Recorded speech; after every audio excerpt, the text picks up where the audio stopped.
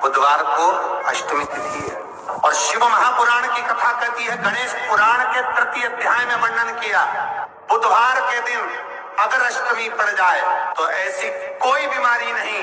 जिसका इलाज ना हो पाए। कुछ ना कर, हरा मूंग की कटोरी भर लो, मूंग जानते हो, हरे मूंग की दाल होती है ना, जो हरा मूंग, आखा मूंग हरा की कटोरी भरो, उस पर गुड़ की एक थोड़ी, गुड़ की बट्टी, गुड़ की एक बाटी उस पर रखो, 5 बेलपत्र रख लो, और जिस व्यक्ति को बहुत भारी बीमारी है, कैंसर जैसा रोग भी है, किडनी लीवर जो भी उसके खराब हो रहे हैं, कोई तकलीफ है, बस वो कटोरी में मूंग लेकर उसमें गुड़ की खोड़ी रखकर 5 बेलपत्र रखकर, बुधवार और अष्टमी तिथि जिस दिन भगवान ने, गणेश जी ने एक राक्षस का संहार करा था और कश्यप ऋषि ने उनको दुर्वा दी थी, वो अष्टमी है। पहली बार दुर्वा चढ़ी थी गणेश जी को, उसका व्याख्यान आएगा कथा। मूंग कटोरी में भरकर, गुड़ की खोड़ी रखकर, गुड़ की बट्टी, 5 बेलपत्र, जिसको बहुत बीमारी हो, दमा, श्वास, किडनी आदि बहुत बीमारी हो, 21 बार शरीर पर से उतार कर महाराज सीधे हाथ में रखकर नाम गोत्र खुद का बोलकर और भगवान से, गणेश जी से विनती कर कर अष्टमी तिथि के दिन, बुधवार के दिन जो भी आ रही है, बहुत समय के बाद पड़ रही है, उस दिन उस कटोरी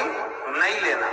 पुरानी कटोरी नहीं लेना, कोई कटोरी घर में नहीं हो, नई कटोरी, और उसको गणेश जी के मंदिर में पहुंचा दीजिए। गणेश जी के मंदिर में पहुंचाएं, गणेश जी के मंदिर में पंडित जी भी बैठे रहे, हाथ में मत देना उस कटोरी को, भले दरवाजे पर, चौखट पर,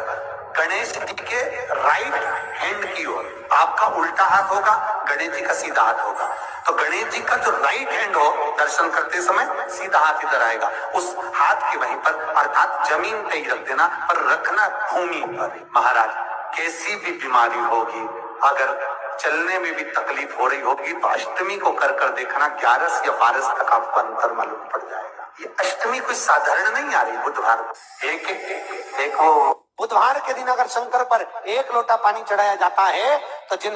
लड़कियों का विवाह नहीं हो रहा, जिन बच्चों का विवाह नहीं हो रहा, उन बच्चों के भी विवाह हो जाते हैं महाराज। जिनका मंगल विवाह नहीं हो रहा, शादी नहीं हो रही, बहुत परास्त हो गए, अशोक सुंदरी वाली जगह पर हल्दी लगाओ,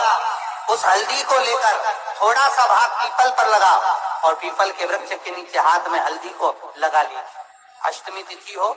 या प्रदोष का दिन, ये 2 में से कभी भी कर सकते। मंगल विवाह वो लिखेगा तो हो, और कैसा लड़का मिलना है, कैसी लड़की मिलना है, कैसा परिवार मिलना है, जैसा चाहिए वैसा शिव जी को बोलो।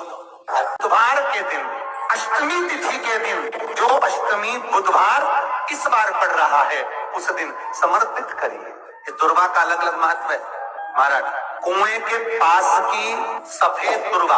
कुएं के पास की सफेद दुर्वा, यदि 41 दुर्वा प्रत्येक बुधवार को गांठ लगाकर गणेश जी को समर्पित कर कर वापिस उठाकर उस दुर्वा को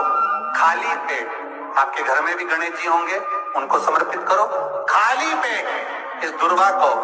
केवल चबा चबा कर खा लो और आधे घंटे बाद पानी को पी लो। बुधवार की बुधवार 5 बुधवार करना,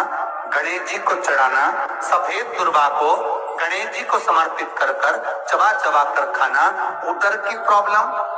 जो भी मसा आदि की प्रॉब्लम होती है, उदर से जुड़ी हुई होती है, जिस चीज से जुड़ी होगी, पेट की जितनी प्रॉब्लम होगी, आपको जितनी भी प्रॉब्लम होगी, वो सारी 5 बुधवार करना, 6ठे बुधवार को जरूरत ही नहीं पड़ेगी। कितनी भी प्रॉब्लम हो पेट से जुड़ी हुई प्रॉब्लम जितनी भी होगी, समाप्त। यही दुर्वा शिव महापुराण की कथा कहती है, यदि 7 गांठ वाली दुर्वा 21 ले लो और गणेश जी को समर्पित कर दो, उस दुर्वा को उठाकर दूध में डाल दो और उस दुर्वा को दूध में डालकर उस दूध में उस दुर्वा को मल लो, और जिसके सफेद चमड़ी पड़ गई हो, चर्म रोग हो गया हो, उस दूध को उस दुर्वा के साथ, दूध नहीं भी हो, दुर्वा का लेपन शरीर पर कर लें, आधे घंटे तक करने पर प्रदोष काल में स्नान कर लें, महाराज आपको चर्म रोग में आराम लग जाएगा, सफेद चमड़ी अपने असली रंग में आना प्रारंभ हो जाएगी। गणेश पुराण, दुर्वा का मूल। 21 दुर्वा के 108 मंडल बना लो। अगर एग्जाम में बैठ रहे हो, सरकारी परीक्षा में बैठ रहे हो, पास नहीं हो रहे, नौकरी नहीं लग रही, बहुत जगह इंटरव्यू दे दिया, 21 दुर्वा के 108 मंडल बनाओ, उसकी माला बनाओ और देवी के मंदिर में, माता जगदम्बा के मंदिर में, अर्थात जहां शंकर पार्वती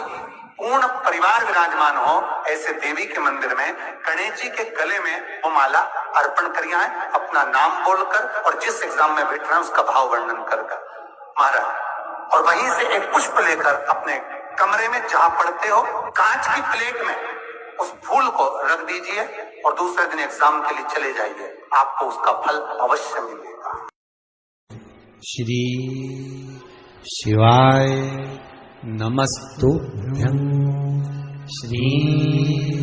शिवाय नमस्तुभ्यं।